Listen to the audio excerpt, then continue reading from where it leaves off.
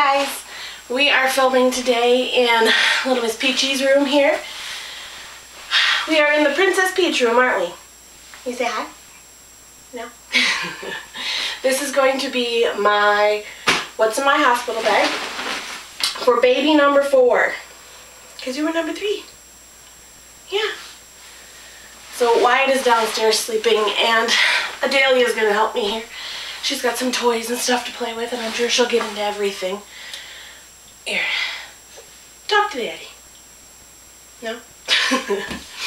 So anyway, this is what I've got in my hospital bag, being as this will be my 4th C-section. All of my kids were born by C-section, and it's kind of old hat to me at this point, but each one has been so different that I still kind of feel like a newbie sometimes. My bag doesn't have anything for labor in it because obviously I'm having C-section, so I don't need any items for labor to take with me. Everything I have is strictly post-birth, postpartum for me and the baby. My hospital supplies everything. Pretty much everything for us while we're there, so there's really nothing that we need until it's time to go home, but there are a few things that I've discovered over time that kind of help and make me feel a little more comfortable when I'm there, because I am there anywhere from 3 to 4 days, depending on how well I'm doing, depending on how well the baby's doing. With Brian I was there for 4 days. With Wyatt I was only there for 3 days. I healed very quickly. I felt great right away. You know, it's my C-section. I had done this before, and I just wanted to go home. So they let me leave on the 3rd day with Adalia. However, because I had preeclampsia and my blood pressure was still high, they didn't want to let me go until the 5th day. And I kind of threw a hissy. I kind of said, I'm sitting here, I'm doing everything that you're asking me to do, nothing's getting better, my blood pressure is not going down to where you want it to be. I don't care what you do. Send me home with medication, that's fine. Tell me what I need to look for and if my husband should bring me back. But at this point, I just want to go home. So, and they agreed with that. They weren't doing anything at that point. My IV was out, baby was ready to go. It was dumb for me to stay. So she and I were there for 4 days. I'm hoping this time around will be 3 days like Wyatt was. That is my goal, is 3 days. I hate being in the hospital. I cannot wait to go home. Bye, Peach. So I'm going to shoot for 3 days. If I get stuck there 4 days, oh well, it's my last trip there anyway. So this is my bag. It's just a regular old black duffel bag. It is the same bag that I have used for Wyatt and Adalia. I don't even remember what my bag was with Brian. I don't even remember if I had a bag packed with Brian. that was 15, almost 16 years ago. And things are so different. I was so much younger and so much more unprepared at that point to even have a baby, let alone know what I should be packing in my hospital bag. Didn't have YouTube back then to be able to see what other people were packing. And so yeah, I honestly can't even remember. I remember that I brought a girl outfit because he was supposed to be a girl and he ended up being a boy. So I didn't have any clothes to bring him home in, and I had to send his dad and I think his grandpa on his dad's side brought some stuff, some Harley Davidson stuff to take him home in. Thankfully it was the summer, so it was really just a t-shirt or a onesie. It was no big deal. Yeah, I just didn't have anything to bring him home in. So since then, I've been doubly prepared with each kid. I make sure that I have both girl items and boy items to bring baby home in case that happens. I am one of those people that it happened to. They said I was having a girl the whole time I was pregnant, and literally the night before he was born, they said he was a girl. They couldn't see anything on ultrasound, you're having a girl. And he came out and they said, he's a girl, or it's a girl. No, wait, it's a boy. So I learned my lesson. No matter how sure they seem to be, which with both Adalia and this baby, they seem very sure that it's a girl. Still bringing a boy outfit just to play it safe. So, for baby, I have, this is the little hat. Adalia wore this hat. There is a blue version of this hat that looks exactly like this, but it's blue, that Wyatt wore home from the hospital. Are you trying to help me? Thanks. I can do it myself. I'm a big girl. Anyway, there's a blue version of this hat. I do not have it packed in my bag. However, I know exactly where it is. So if this baby just happens to come out with a penis, I can tell Ethan exactly where the hat is and send him home to get it before we come home from the hospital. But otherwise, this is the hat she will be wearing. This is the hat Adalia wore home. And then I have a little girl's outfit here. A little pink. Everything is newborn, mind you. My kids are really small. They come out at 37 weeks. They come out weighing between 5 and 6 pounds. Brian was 5 pounds 12 ounces. Wyatt was 6 pounds 9 ounces, and Adalia was 6 pounds 1 ounce. So 0 to 3 months are huge and don't even remotely fit them.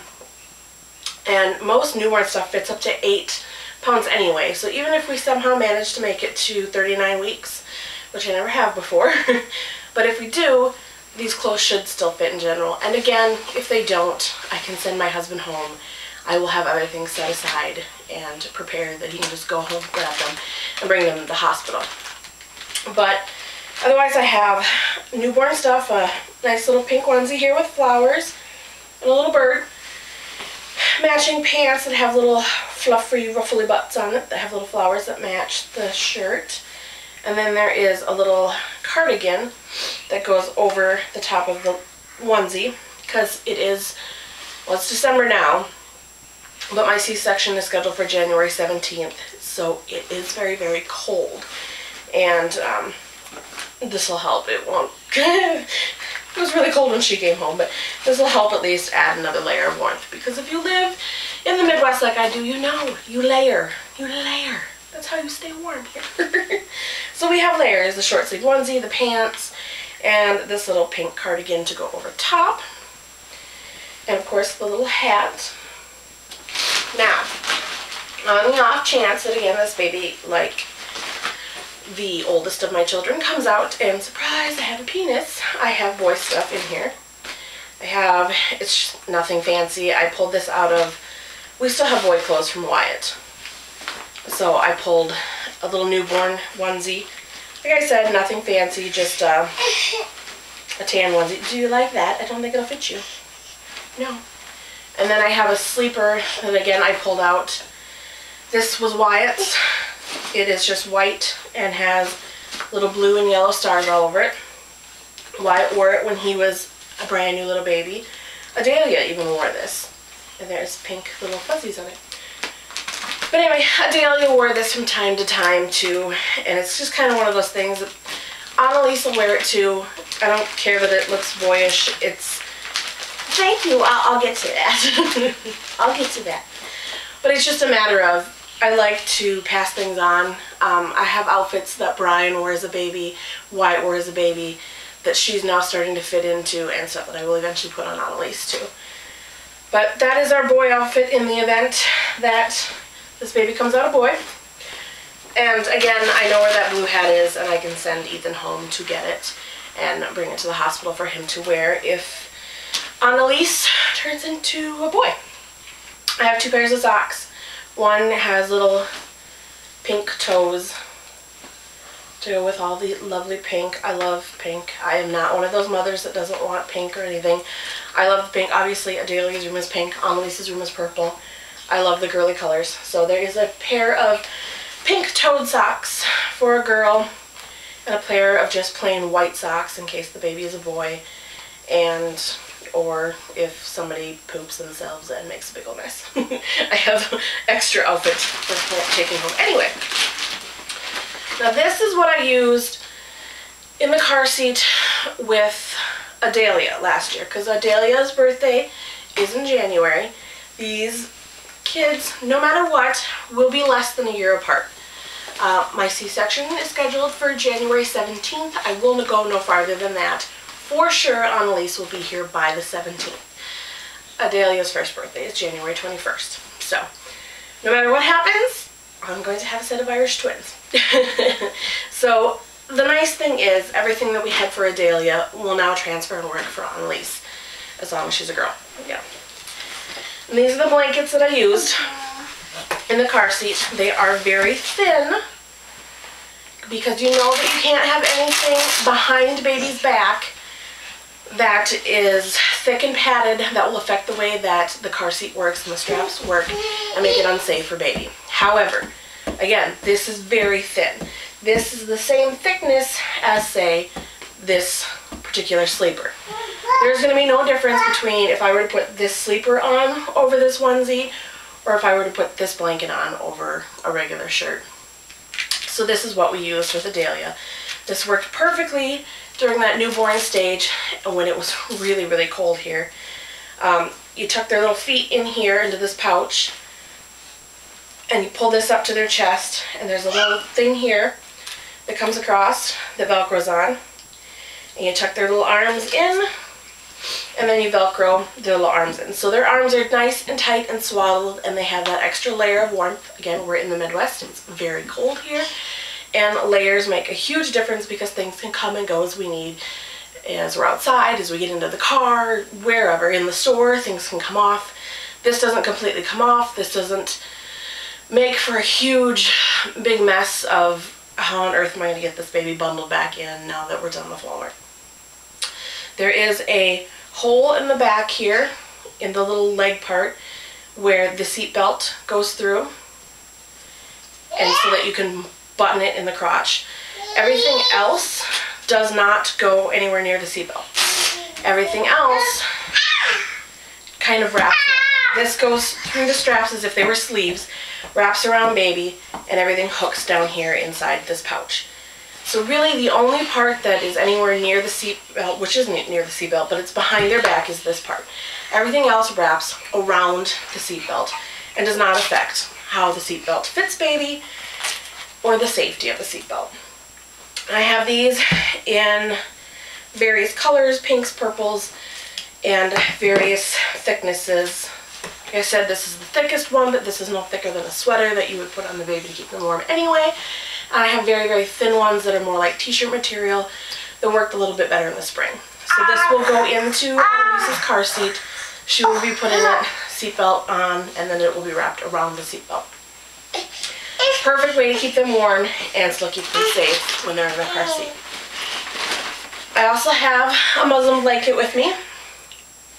I love these blankets. These are my absolute favorite swaddling blankets. They are huge. Huge. And I love that. I love just having a ridiculous amount of material to wrap baby up in.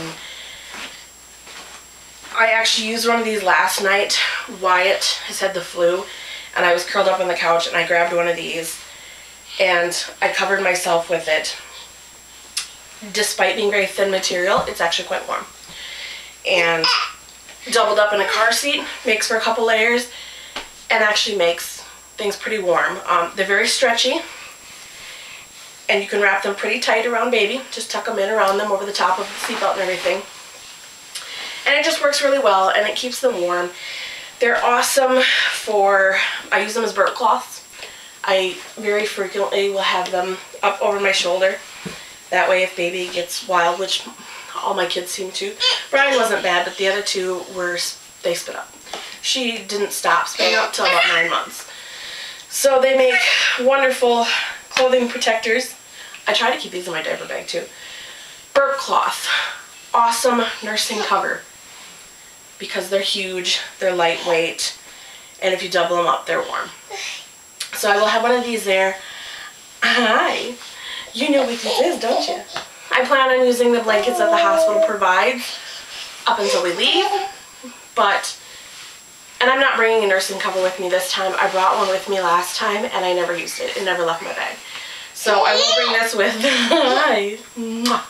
In the event that someone comes to visit and I feel the need that I need to have a nursing cover or something, it's there. It's an extra burp cloth. It's an extra layer for home. What are you doing? You're so helpful. You're so helpful. Hi. Come over here. Oh, you can take your blanket. This one happens to have little fairies on it. That's kind of the theme I'm sticking with Annalise. With Adalia, everything is Princess Peach, or Minnie. I don't know why, I don't know where Minnie came from, but all of a sudden we've had this Minnie craze. So with Annalise, everything is purple, it's fairies, it's butterflies, anything pretty and flowy with wings is kind of the theme I'm going with her. So Princess is for this one, fairies and such for that one. Right, yes. Alright, so that's most of what I brought for baby. I have this baggie full of stuff too. I try to breastfeed while I'm in the hospital for a couple of reasons. Obviously, first of all, we need the colostrum. Very important for baby, very healthy for baby. Very important to me that my baby gets colostrum. But I am not a fan of breastfeeding. I do not enjoy it. I will do it while I'm in the hospital, and I will do it off and on when I get home. But for me, what works best and what makes me the happiest is to exclusively pump for my babies. So, in the hospital, I'll breastfeed as much as possible. And then when I get home, hey, guess what? Don't play with that. Let's just unplug those all together. We don't usually play up here, so that's usually not an issue. Anyway, I breastfeed in the hospital, but then I exclusively pump when I get home. So for me, pacifiers are not an issue. Nipple confusion is not really an issue, as we're only nursing for a short time anyway. So I carry a few pacifiers with me. Hey, I keep dropping it. Got a couple purple ones and a pink one there. In this bag, I also have my manual breast pump. With both Brian and Wyatt, I did breastfeed the entire time I was in the hospital, and then when I got home, I exclusively pumped and bottle fed. Brian, because I hated nursing, and with Wyatt, due to some of his medical issues afterwards, and it being so important to keep his blood sugar up, it was just simply easier to pump and bottle feed him and know that he was getting what he needed and know how much he was getting. And I was neurotic and scared to death and just wanted my baby to be healthy. So that was what worked best for them. With Adalia, she nursed constantly. She cluster fed like crazy. My nipples were so sore and on fire. And she never left my breast, and I wasn't getting any sleep, and I was miserable. So I had my husband bring my Medela Pump and Style double pumped, I mean the big, massive pump that I use, which is amazing for exclusively pumping. If you're exclusively pumping, I do recommend it. I have a video. I'll put the link below to the videos that you can go and see. I love that pump. It does awesome. But what I didn't realize was that that pump is made to pump breast milk. That pump is not made to pump colostrum. And it did me no good. On one hand, it did good because it was causing the nipple stimulation that is required to start your milk supply. You need that stimulation, either by nursing or by pumping. Or what ended up working best for me was hand expressing milk. But I got very frustrated and very upset because the pump wasn't doing what I needed it to do. It was only getting a few drops of colostrum out, and that wasn't enough to help.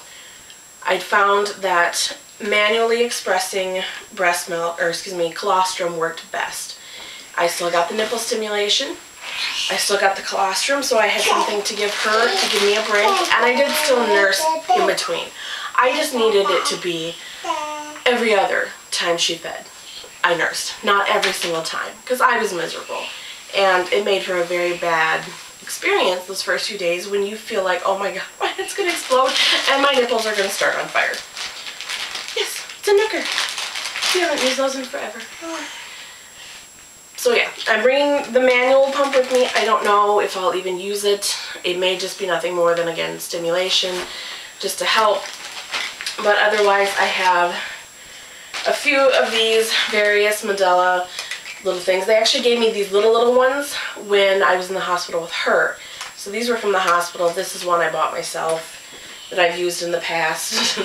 So I've got these little bottles to hand express milk into, and I also have just some regular Medela newborn nipples. Again, these are the ones that the hospital gave me when I was there with Adalia, and these are the ones that I used with her. And I'm all for reusing stuff between babies, so these have been well cleaned and sterilized and are in my bag and ready to go again. This hand pump, nothing fancy. It was really cheap, and it works. It works great, and it's awesome actually to take in the shower with you. When that hot water hits, it releases milk, and instead of dripping all over myself, I could use this really quick, pump out a little bit of milk, and then be able to enjoy my shower because I wasn't leaking milk everywhere. Hi. So that is kind of the last of everything. Stuff for baby, stuff to help with breastfeeding and pumping and getting a good milk supply going so that we are successful after we get home. Now, stuff for me, I have my Kindle. I have a Kindle Fire. I brought it with last time, and I think I was so upset with what was going on with breastfeeding that I never even got to open it. But I'm bringing it again. That way I've got a couple of books to read. I bought a new book that I put on here. I've got another one that I was reading that kind of got forgotten about because just taking care of little kids it's hard to find any time to sit down and read anymore, and I love to read. So I'm hoping this will give me something to do in the hospital because I tend to be very neurotic, and I have issues with anxiety. And for me, being in the hospital is very anxiety inducing. And just sitting there picking my tush for 4 days drives me bananas. Especially now, this is my 4th baby. I pretty well know what I'm doing. I've been here, I've done this, I just want to go home. The first night is fine because, you know, you just got out of surgery and you still have a catheter in and you can't go anywhere anyway, so that's fine. The second day is fine because then I'm getting up and I'm moving and I'm showering and I'm starting to get used to things. But the third day, I got this. I want to go home. I want my own bed. I want my own house. I want to be with my kids. So for me, being in the hospital for 4 days is just a huge anxiety issue, and I need something to distract me. One of those things is my Kindle. Like I said, I got a couple of books. I have games on here. I have magazines on here. I have all kinds of good little doodads I can do here. I also have my cell phone, Facebook, again, more games, pictures. Really easy for me to upload pictures of the new baby to my Facebook, to other sources where we keep things, pictures and stuff. I can do that between my Kindle and my phone. I got that covered. Toiletries, face wipes. These are just generic Kirkland, Costco brand Kirkland face wipes, but I bought a big bulk thing of them, obviously, because it's from Costco. They're amazing. I love these wipes. They make my skin so soft because I'll just wipe all my makeup off before I go to bed.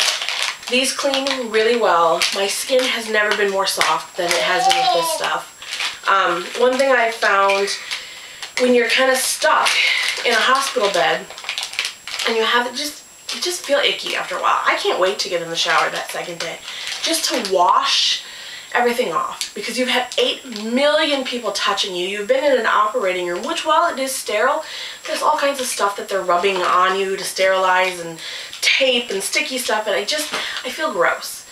So in between when I first get done and when I can take a shower, these are perfect because you can set them right next to you on the table with all your other stuff, right next to your hospital bed. And anytime you need to clean up real quick, you've got these.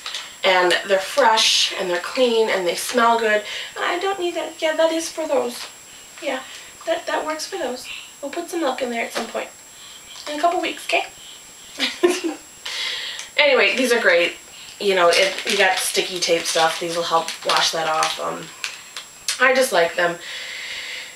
It gives you a little bit of a freshening up before somebody comes, or just, you know, sometimes you need to get the ick off you. And when you're first starting to get around, too, you may not feel like getting out of that bed and going to the bathroom to wash your face. Ding! These are great for that. I love them. I'm glad. I'm going to bring these with me They have wipes there for the baby, obviously, but they're not the wet kind. And while I can reach those, I don't want to have to dip them in my water cup to try and wash my face, nor do they have that same fresh feeling. So I'm bringing a travel package of those with me. And then I have, this is the same little cosmetic bag that I had with Adalia. Just, you know, pretty boring little bag. And I've got the basic stuff in here. I've got some St. Ives. I love St. Ives. That is by far my favorite beauty supply stuff, or whatever you want to call it. So I've got some St. Ives body wash. Yes, I'll put that right there. You take care of it. I have a tiny little thing of my favorite perfume. I don't even know what this is. It's one of those, like, fake designer perfume things. If you like Clinique's Happy, you'll love our Wanna Play. I've worn this perfume for probably a decade. It's my favorite. It's my go-to. So I have a little tiny travel size one in there. You take that. I am neurotic about hand sanitizer. Doesn't matter where I am. I have them in my backpack for work. I have them in my purse. I have them in my diaper bags. And of course, I have some in my hospital bag. I know that it's not going to be an issue, that there's sinks there, people can wash their hands. But again, for as neurotic as I am about hand sanitizer and for as often as I use it, it's just nice to have that little bottle there on the side table that I can pull out and use myself. Because I'm crazy.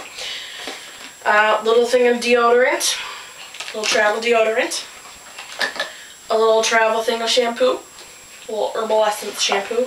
I'm not bringing conditioner with me. I just don't think it's really necessary. I mean, I'll only be there for a few days. So just a little shampoo to get the yick out of my hair.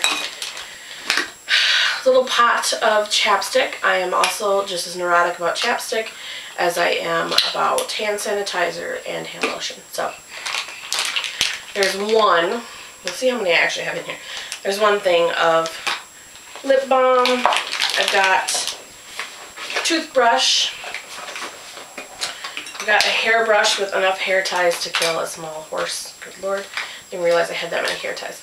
So hairbrush, ton of hair ties to tie my hair back if I need to. Oh, look, another hair tie.